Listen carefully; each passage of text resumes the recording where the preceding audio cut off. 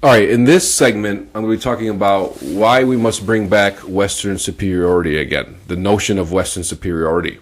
Now, I know that sounds kind of racist, like you're going to say, well, you're a racist because you believe in superiority. I'm not trying to be racist, but I'm just trying to be truthful. And for example, like this whole notion like that all civilizations are equal and all this, that everybody's equal and there's no superior civilization is the wrong mentality. I'm going to prove to you why it's wrong. So let me try to bring this to you. Alexander the Great said this, okay? Through every generation of the human race, there has been a constant war, a war with fear.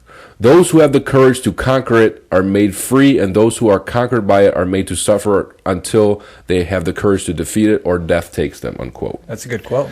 So now, for example, Rome was the superpower of the world. One of the reasons why they were the superpower of the world is because they believed in Roman superiority. Does that make sense? Yeah. So if you don't believe in your own superiority, your own civilization's superiority, how are you going to be a superpower and take over other nations and be number one? Well, think about it like this. Like when we were growing up, we looked at America as being superior. I mean, how many times have you heard that, oh, we're the best at everything, which is nowhere near the truth, but America is the superpower. We refer to the president as the leader of the free world. Exactly. So there's nothing wrong with believing that Western civilization is a superior civilization because it is the truth. Tell me what civilization is superior to Western civilization. Well, every Westerner should believe this, and as I've said this many times over, that is there any country? I mean, how many people that are non-Western want to live in the Western world, and how many of us want to flee the Western world to live somewhere that isn't the West? Exactly, and that's the truth right there. So we have to believe in Western superiority again, no matter what. And it doesn't matter if you think it's racist or fascist, whatever. It's one of the. If you want to be a superpower of the world, you have to believe in the superiority of your civilization, and we have to believe in it. So, okay, so number one, how they're trying to attack Western civilization is because because we colonized, because if you look at, Western world, the Western world colonized most of the known world. Like, for example, like that saying that the sun never sets on the British Empire was so big at the one time. You ever heard that saying? Oh, yeah. So they're saying that colonization is wrong and racist. But the truth is that the people that were colonized by the West greatly benefited by, well, like I said before, Western technology, teachings, infrastructure, healthcare, Western goods and services, philosophy, government, Christianity. So many of the non-Western nations who are successful today got its jumpstart from Western colonization. For example, if you look at South Korea, they're doing extremely well now. Yeah. You know what I'm saying? North Korea is still communist and they're still they're still terrible, but South Korea is doing extremely well because of Western civilization, because of what it gave to it, So the bottom line is the Western civilization is huge. And for example, when we look at Islam, for example, Islam didn't create civilization. They simply used force to take over Western civilization. For example, the Ottomans, so the Ottomans, which was the Turks, which was basically, they came after, kind of later in Islamic history, but they took over Constantinople, which used to be the center of the Roman world in the eastern half. The eastern half, yeah. So the Hagia Sophia is that great church that they built that now is a mosque. Bottom line, that was Christians actually built what is called modern day Turkey, Anatolia, which is the real name for it. They built it, okay? They built the Hagia Sophia, which is one of the great wonders of the world. It's so beautiful, right? The Muslims came and took it over and called it Istanbul and took that church and built it into a mosque, okay? They called it Istanbul. But the bottom line is, the Christians are the ones that built it and they just stole it. Since the Christians build civilization, we as the West build civilizations, and all other people do is just steal it. Yeah, well, I mean, I remember reading a study years and years ago when I was studying anthropology, and it was over the last 3,000 years. It was like something like 97% of all technological and scientific advancements have happened in either Europe or North America. And that's the truth. And that's the truth. That's not an opinion. That's the truth. Mm-hmm. And so when you look at Islamic civilization, the reason why Islamic civilization was at a really high point and they were doing so well at one point is because they were living off of us. Okay, there was something called the jizya. I don't know if you ever heard this, but the jizya is basically a poll tax. So basically, in order to once a caliphate took over an area and it became what is called Dar al-Islam, which is basically an Islamic nation state or part of the Islamic Empire, the non-Muslims had to pay a poll tax, which is called the jizya. You had to pay every single month in submission to the caliph. Okay, so you can live in the Muslim state, but you had to pay the jizya. So the Muslim treasury got millions and millions of dollars from people from Westerners who pay this jizya, and they use that money to become they use that money to become these powerful nations. Okay, and that's the reason why the Islamic world was so huge and high and took over so much of the world, because they were collecting poll tax from non-Muslims. That gave them economic superpower at that one time. See, if you look at the Muslim world today, they're not doing the jizya anymore. And look at they literally are producing almost nothing today. Yeah.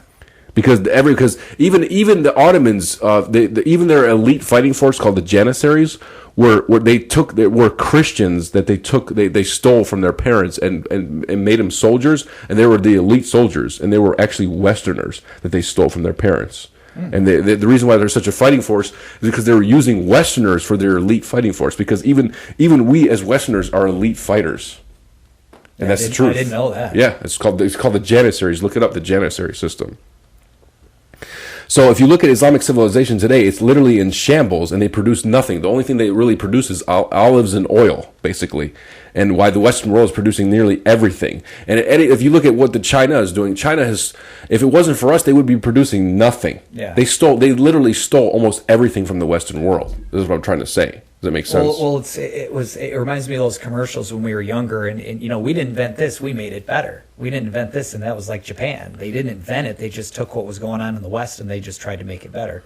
So the bottom line is, if it wasn't for the Western world, I want you to think about this, and I want you to contemplate this. If it wasn't for the Western world, the world would be stuck in tribalism, caught in ethnic warfare, cleansing, barbarism, and savagery. If it wasn't for us, literally, if it wasn't for us. I want to be honest with you. If it wasn't for the Western world, civilization would just be tribalistic. Mm-hmm. It'd be tribalistic, living in huts. Honestly, just be true. So to believe in Western superiority is not a bad thing. It's a good thing. It is. To our listeners that are sitting in your living room right now, take a look around and point out something that wasn't invented by the West. Exactly. Not what wasn't. Exactly. So we have to accept that the Western world is superior to all other civilization. It's not arrogance, it's just a truth. The left knows that the West is a superior civilization, and they're filled with nothing but repressed envy, revenge, and tyranny, and aggrieved deceit, just as Nietzsche pointed out to us. Revenge. Yes. Exactly. They will do everything they can to indoctrinate us out of believing that the Western world is a superior civilization. If we choose, so we only have two choices in this world. We can either choose to dominate or be dominated. There's no other ands, if, or betweens. You can either dominate or choose to be dominated. That's your point. If we do not choose Western superiority and domination, then we choose to be subjugated to lesser civilizations. And we end up being subjects to barbarians and savagery. Yeah, that simply can't happen. So do you want to live in a world where black people are given precedence over white people because of the color of their skin? Or do you want to live in a world where people are given precedence because of their merit, their virtue, their excellence, their distinction? If we follow leftists, they're going to destroy the merit system, for example. And that's part of destroying the West. So there's nothing wrong with looking at inferior civilizations with contempt, because that is the very thing that protects us from being infiltrated by these inferior civilizations. That's human nature. Yes, so ask yourself this. Do you want to be flooded with third world immigration who are looking for what America can do for them? Or do you want immigration that comes from the Western world who are coming here to look what they can do for America? That's who I want. Does that make sense? I know that's your quote there, but I'm just rephrasing it, which is great. So if we bring highly skilled Westerners in this country, they will make their country better by their skill. And then they're not going to be a burden to society. But if we flood the West with third world immigration, they'll be mostly a burden to our civilization. And we will have what we already have: full-grown men using a welfare card to get food. If this is not an insult to this country, it is an insult to manhood itself. To see a man to use a welfare card to buy food who is fully able-bodied to work, that is an insult to the Western world and an insult to humanity. It's an insult to manhood. Well, that just reminds me of what we refer to as the beta male. The beta male, exactly. We don't want beta males here. So when we look at Rome, we have to look at the mind state that they had because they were the superpower of the world at one time. And when you always think about superpower, you always think about having money, resources, and having a superior armory. Like that's what you always think about. Well, they have a lot of numbers. They're a big army. They have a lot of money. That's not necessarily what made the Romans great. I'm going to prove it to you. According to Estlin, 2008, it says the Romans could not have survived had they not fostered such manhood in their youths. The Etruscans were stronger than they were, but that was their ideal. Scorn for pain and scorn for death, and a determination to do what is right, and a love for country, and a refusal to surrender. So what that's saying is that the reason why the Romans were superior is because of their mind state, because they had, number one, they had a determination to do what is right, they had a love for the country, and they had a refusal to surrender. So the refusal to was at the refusal was at the heart of the Roman success. That refusal to surrender. So the Romans did not produce a lot of military geniuses before Julius Caesar. It writes, they did not always have more efficient weaponry or greater numbers or soldiers. What they did have was an uncompromising belief that the city must survive and that surrender meant annihilation or servitude. Surrender was not an option. Unquote. Yeah, what you said right there is exactly why Rome fell. Why is that?